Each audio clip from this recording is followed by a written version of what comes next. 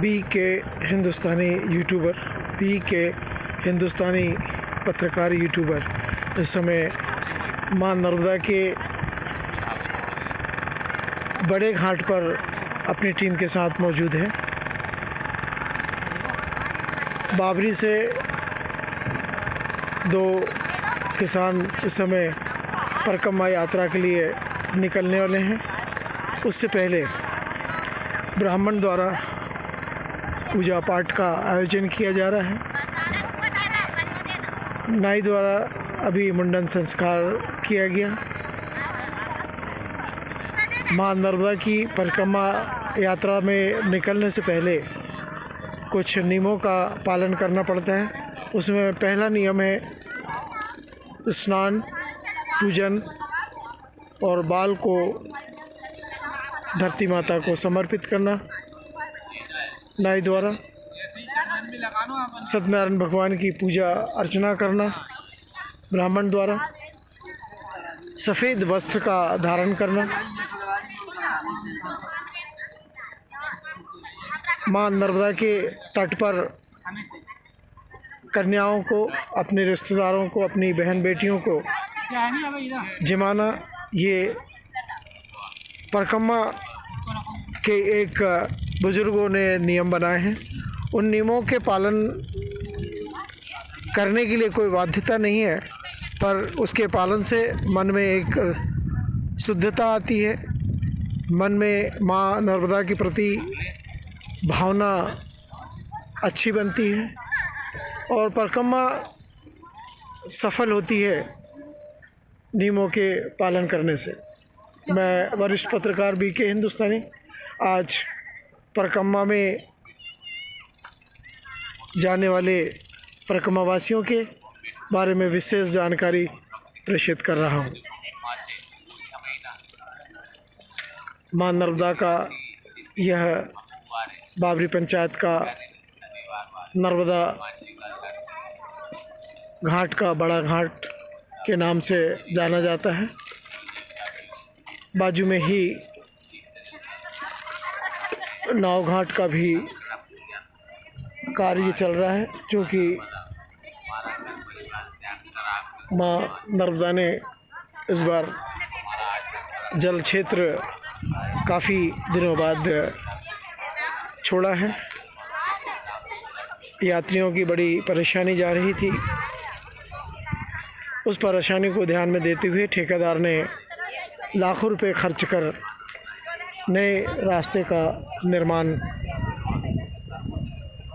कर रहे हैं। भीमू ठेकेदार शुरू से यात्रियों के लिए चिंता करते आए हैं। इससे पहले अर्जुन ठेकेदार, जो उनके बड़े भाई साहब हैं, उन्होंने भी इस घाट को बड़ी सेवादारों की तरह संभाला, पर इस समय वे इस दुनिया में नहीं रहे। अब उनका पूरा कार्य उनके परिवार के ही सदस्य भीमू राठौर एवं अन्य लोग संभाल रहे हैं। इस समय पोकलैंड से यात्रियों के लिए रास्ता बनाया जा रहा है और कुछ ही समय बाद इस रेत के रास्ते के ऊपर में मट्टी डाली जाएगी, जिससे कि मट्टी नमी पाकर बैठ जाए और यात्रियों को कोई परेशानी ना जाए। मैं वरिष्ठ पत्रकार बी के हिंदुस्तानी आज मां नर्मदा के तट से आपको विशेष जानकारी प्रेषित कर रहा हूं। हर वर्ष हज़ारों की संख्या में आसपास के गांव के किसान मां नर्मदा की परिक्रमा पे जाते हैं और सफल होते हैं। पर सफलता का ये नियम है कि जो बुज़ुर्गों ने परिक्रमा के सामाजिक नियम, परिक्रमा के जो नियम बनाए हैं, उनका पालन करना बहुत ही आवश्यक है। जिस दिन परिक्रमा का मन हो जाता है, ब्राह्मण से दिन, समय, चौघड़िया सब लेने के बाद में परिक्रमा की विधि के अनुसार रिश्तेदारों को आमंत्रित किया जाता है, मित्रों को आमंत्रित किया जाता है और पूरे लोगों का भोजन प्रसादी माँ नर्मदा के तट पर ही बनता है। कन्याओं को जिमाना, ब्राह्मण को जिमाना, मित्र यारों को जिमाना, रिश्तेदारों को जिमाना, ये सभी किया जाता है। इस समय सत्यनारायण भगवान की पूजा अर्चना का कार्य संपन्न हो रहा है। ठीक 12:20 पर सभी परिक्रमावासी यहाँ से विदा लेंगे और समुद्र की यात्रा पार कर इसी स्थान पर जहाँ पूजा की गई है, जहाँ से परिक्रमा उठाया गया है, वहीं पर इस परिक्रमा का समापन करेंगे और बहुत बड़ा भंडारा अपनी हैसियत के अनुसार देंगे। इस समय नाव घाट का रास्ता बनाया जा रहा है ठेकेदार द्वारा। पोकलैंड माँ नर्मदा में से रेत को निकालकर रास्ते बनाने वाली जगह पर डाल रही है और कुछ ही देर में इसके ऊपर में मट्टी डाली जाएगी जो रास्ते को स्थायी करेगी।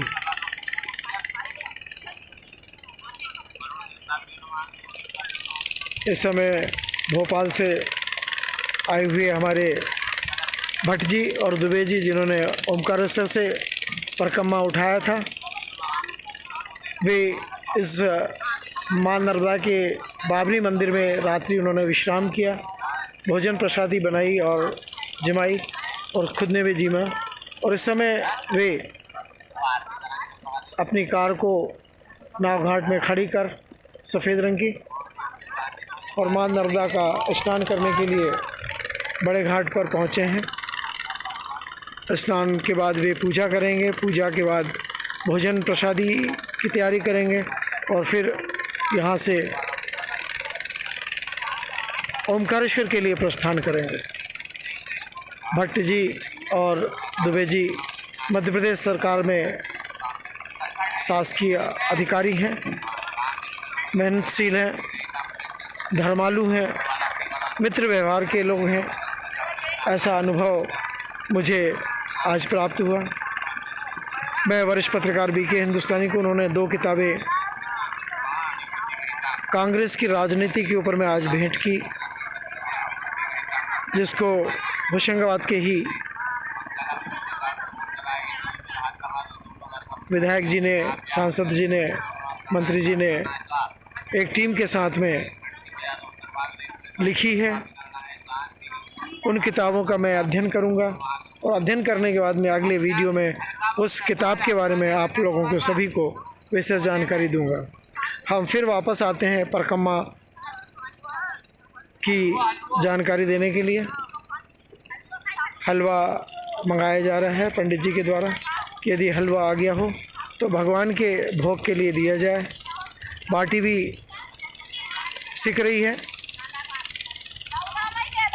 और जो भी भोजन बनेगा उसको माँ नर्मदा को भोग के रूप में देने के बाद ब्राह्मण, कन्या एवं सभी को प्रसाद के रूप में दिया जाएगा। मैं वरिष्ठ पत्रकार बीके हिंदुस्तानी आज आपको परिक्रमा के नियमों के बारे में विशेष जानकारी अपने चैनलों के माध्यम से देने का प्रयास करूंगा।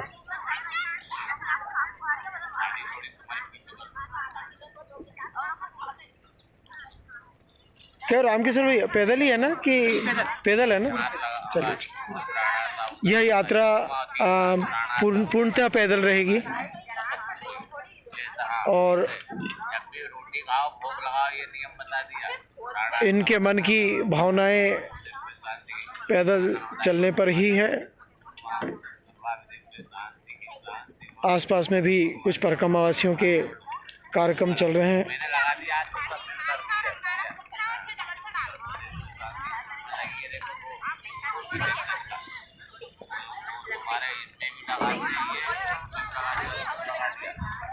माँ नर्मदा का यह नाव घाट समय समय पर स्थान बदलता रहता है। माई जैसे जैसे जल का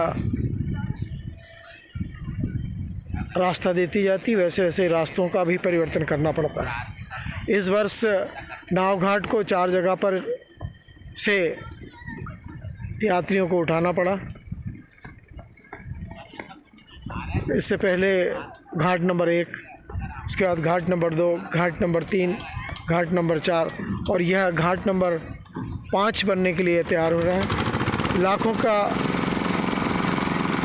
आर्थिक बोझ उठाने के बाद भी भीमू ठेकेदार इस नाव घाट को बड़े प्रेम और आनंद से चला रहे हैं। भगवान उनके पूरे परिवार को मां नर्मदा का विशेष आशीर्वाद दे। इन्हीं उम्मीदों के साथ मैं वरिष्ठ पत्रकार BK हिंदुस्तानी। जय हिंद, जय भारत।